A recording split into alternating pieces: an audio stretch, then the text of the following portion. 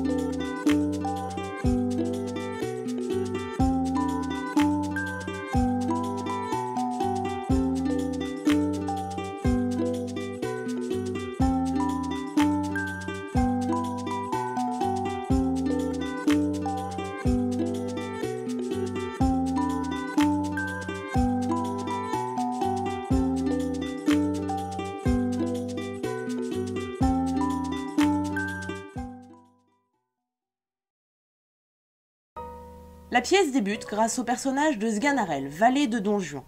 Il s'adresse à Guzman, valet de Dona Elvire. On apprend au fil de la discussion que Guzman et sa maîtresse ont en réalité suivi Don Juan. Le fait que l'homme ait dérobé sa maîtresse au couvent avant de fuir sans honneur semble inconcevable au valet. Mais Sganarelle confirme ses craintes. Il serait trop long de dénombrer toutes les épousées de son maître. L'arrivée de Don Juan fait fuir Guzman, qu'il a pourtant eu le temps de reconnaître. Il admet cependant à Sganarelle que son cœur s'est déjà tourné vers de nouveaux horizons. Lorsque son valet désapprouve sa conduite, il lui répond que l'amour n'a de goût que la première fois, et que toutes les belles méritent d'être aimées. C'est d'ailleurs pour poursuivre une jeune femme que les voilà en ces lieux. Sganarelle, lui, est inquiet. Non seulement le comportement impie de son maître lui fait craindre un châtiment céleste, mais il se trouve aussi sur les lieux d'un duel dont Don Juan sortit victorieux 6 mois auparavant, faisant de lui le meurtrier du commandeur. Les doutes du valet sont interrompus par l'arrivée d'Elvire. Celle-ci vient demander à Don Juan ce qu'il en est de sa fuite. Il essaie de se faire excuser, prétend avoir voulu la laisser retourner au couvent, mais le mensonge ne prend pas et la jeune femme lui promet le courroux céleste avant de partir. Nous quittons quelques instants Don Juan et Sganarelle des yeux pour les tourner vers Pierrot et Charlotte. Pierrot, paysan, est le fiancé de Charlotte. Il lui raconte le sauvetage qu'il vient de faire de Don Juan et Sganarelle qui ont manqué de se noyer en barque. La vêture des deux naufragés intéresse particulièrement la jeune femme pour la richesse dont elle fait preuve. Pierrot déplore que sa fiancée ne l'aime pas autant que lui ne l'aime et quitte les lieux lorsque nos deux compères y arrivent. Ceux-ci discutent, Don Juan expliquant ce qui s'est passé. Poursuivant en barque le bateau qui abritait la jeune femme tant convoitée, un coup de vent a fait chavirer leur embarcation. Heureusement pour lui, les beaux yeux d'une paysanne rencontrée sur la berge ont su lui réchauffer le cœur, tout comme le font à nouveau les beaux yeux de Charlotte. Il lui déclare sur le champ son amour et la demande en mariage. La jeune femme se méfie un peu, mais accepte si sa tante le lui permet. Pierrot revient sur ses entrefaits et cherche à éloigner Don Juan de Charlotte, sans succès. Dans la bataille, c'est Sganarelle qui prend un soufflet. Pierrot, en quête d'aide, va chercher la tante de la jeune femme. Il s'avère qu'il s'agit de Mathurine, qui est aussi la jeune femme rencontrée sur la berge. Par malheur, il l'a aussi demandée en mariage. Don Juan se justifie donc face aux deux jeunes femmes tant qu'il le peut, en affirmant à chacune qu'il l'aime sans que l'autre ne l'entende. Il finit par partir, en affirmant que celle qu'il aime se le verra prouver de toute manière. Sganarelle tente d'alerter les deux jeunes femmes, mais Don Juan, impatient, revient le chercher. Laramé, spadassin de son état, vient prévenir Don Juan que 12 hommes à cheval le recherchent. Pour se tirer d'affaire, Don Juan demande à Sganarelle d'échanger leurs vêtements. Lorsqu'on les retrouve un petit peu plus tard, on constate que le valet a préféré éviter de prendre la tenue d'un homme recherché, et que d'autres habits les masquent. Sganarelle est pour sa part vêtu d'un habit de médecin, ce qui lui permet un interlude sur cette condition. Il souligne au passage que même lorsque l'art des médecins ne vaut pas grand-chose, leurs patients y vouent souvent une foi absolue. Sa pensée dérive ensuite sur les miracles de la vie et de la conscience, prouvant par là l'inéluctable vérité de la religion. Mais en devisant, les deux hommes se sont perdus. Don Juan missionne Sganarelle pour demander leur chemin à un pauvre qu'ils croisent sur la route. Celui-ci le leur donne et demande l'aumône. Ce faisant, il attire l'attention de Don Juan qui voit là une occasion parfaite de prouver à son valet le caractère relatif de la foi humaine. C'est un échec et l'homme refuse de jurer, même contre récompense. Don Juan, distrait par un combat inégal ayant lieu à proximité, finit par le payer pour son aide et va au secours de la victime. Arrivé sur les lieux d'un combat où un homme se battait contre 3 autres et après avoir fait fuir ses agresseurs, Don Juan et Sganarelle font la rencontre de Don Carlos qui a perdu son frère et sa suite. Ayant rencontré des voleurs qui ont tué son cheval, il se répand en remerciements avant d'expliquer la cause de sa venue en ces lieux. Frère de Dona Elvire, il souhaite venger son honneur. Don Juan, sans avouer son identité, cherche à défendre sa réputation. Il affirme pouvoir fixer un rendez-vous avec l'homme dont il est question, à savoir Don Juan, donc lui-même, quitte à se battre pour lui s'il le faut. Il place ainsi son interlocuteur dans une position délicate. Don Carlos doit envisager de se battre avec celui qui vient de lui sauver la vie. Sur ces entrefaits arrive Don Alonso, frère de Don Carlos.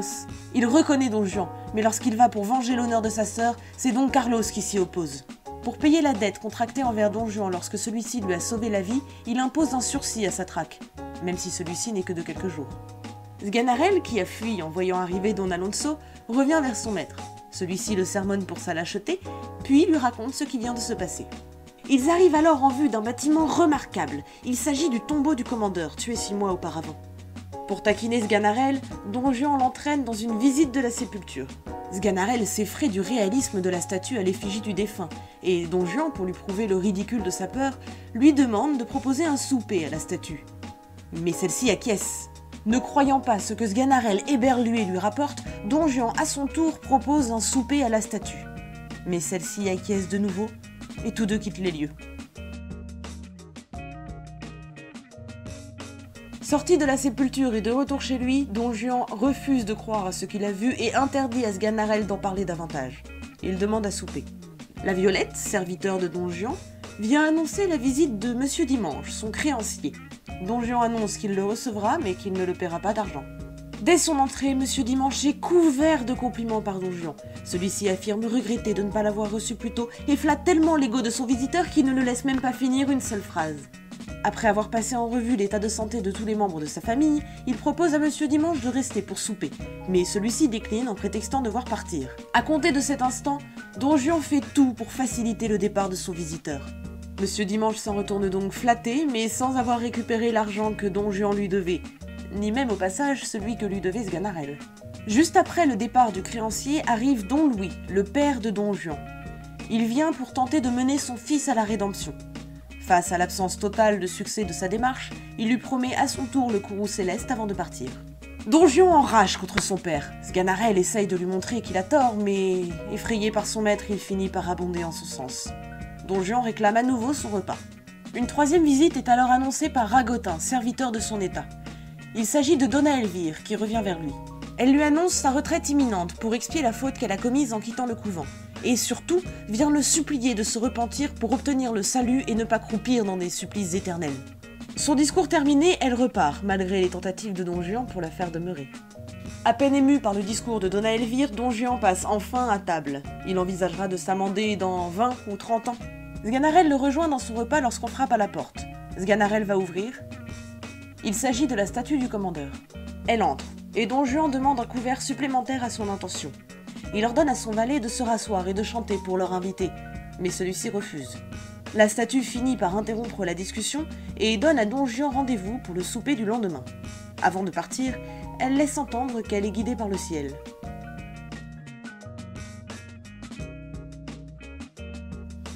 Don Juan se présente à Don Louis.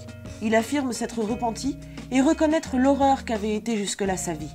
Il affirme même être reconnaissant de ne pas encore avoir été puni par le ciel. Et son père y croit. Et Sganarelle aussi. Mais Don Juan mentait. La statue n'a pas suffi. Il a simplement besoin de son père et souhaite rester en bons termes avec lui. Commence alors la tirade à la gloire de l'hypocrisie qui, selon ses plans, le protégera en société tout en lui permettant de manipuler ceux qui ne jurent que par le ciel. Sganarelle n'en revient pas. Il démontre à Don Juan, en se perdant un petit peu dans son raisonnement, qu'ajouter l'hypocrisie à ses péchés signerait sa perte. Don Carlos visite Don Juan. Il espère toujours le voir épouser sa sœur, Dona Elvire. Don Juan se dérobe en affirmant préférer s'engager pour Dieu. Don Carlos lui déclare alors souhaiter un duel, pour lequel Don Juan lui donne rendez-vous un petit peu plus tard dans une ruelle dérobée. Sganarelle, lui, est absolument dépité des agissements de son maître au nom du ciel. Un spectre à l'apparence d'une femme voilée vient annoncer sa perte à Don Juan s'il ne se repent sur l'heure. Lorsqu'il cherche à savoir qui se cache sous le voile, le spectre change de figure. Puis il s'évanouit, et malgré les ultimes suppliques de Sganarelle, Don Juan refuse une fois encore de se repentir. Alors que maître et valet s'apprêtent à partir, ils sont rattrapés par la statue du commandeur. En lui saisissant la main, la statue annonce à l'homme quel sera son châtiment. Au même instant, Don Juan sent un feu invisible le dévorer de l'intérieur. Sganarelle, lui, est effondré. Même s'il reconnaît que la disparition de son maître sera une bonne nouvelle pour tous, lui ne touchera jamais ses gages.